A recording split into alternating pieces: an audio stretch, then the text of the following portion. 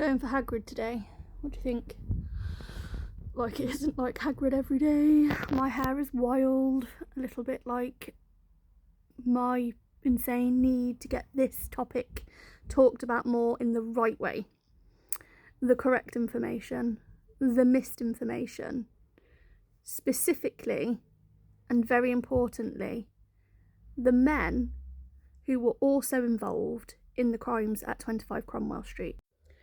It wasn't just Fred and Rose. I mean, when it comes to the murders, I am unsure, though I think if Rose was involved, it's also likely others were. But when it comes to sexual assaults and the mistreatment of young women, there are definitely others involved. And this isn't a theory, this is fact. This is one of the things that I can say is an absolute fact. There were other people involved just by the sheer point that they were using Rose's services, and Rose was known to be doing them services alongside the eldest daughter of Fred and her stepdaughter, Anne-Marie. Anne-Marie was a child when she was involved in, I don't want to say the word prostitution because I don't think it is, in child abuse alongside Rose and at largely Fred's behest.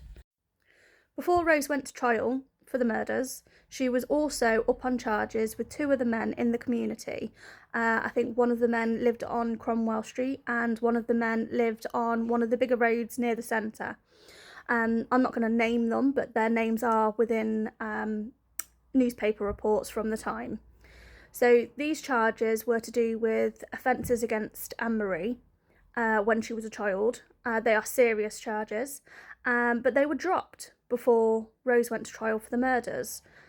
And a lot of this was to do with the fact that they wanted Rose to be having the murder charges uncomplicated by these additional charges. But in dropping these charges against Rose, they were dropped against the other men. So these men never saw a trial for these very serious charges. So this is important because in that community, them two men were two of only a few who were involved with activities with children in that house. And not just Anne-Marie, there are other witnesses who say there were other people involved in attacks against them. And none of these people saw justice. John West, who is Fred's younger brother, he did go to trial for his offences against two of the West children and who knows how many more. But he did the same thing as Fred the night before his verdict was to be read out. He escaped justice, some might say. But if the facts against him are to be taken as he committed them, because that is how it's worded everywhere, despite the fact that it never actually went to the verdict, I don't think that we know what the verdict was, but the evidence was overwhelming, then these other men surely would have faced a similar fate had it not been for condensing down the charges against Rose.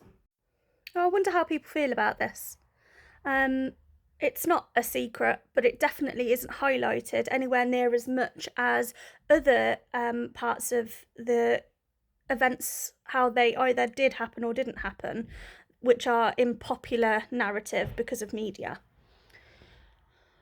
There was one man in particular who Fred was close to. Well, I say close to, but he also was grassing on him to the police because Fred was a known police informant, despite everything that he was doing himself.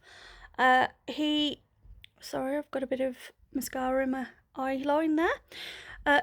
He was in contact with this man who was at times living at the property, at times hiding at the property, often storing stolen goods at the property.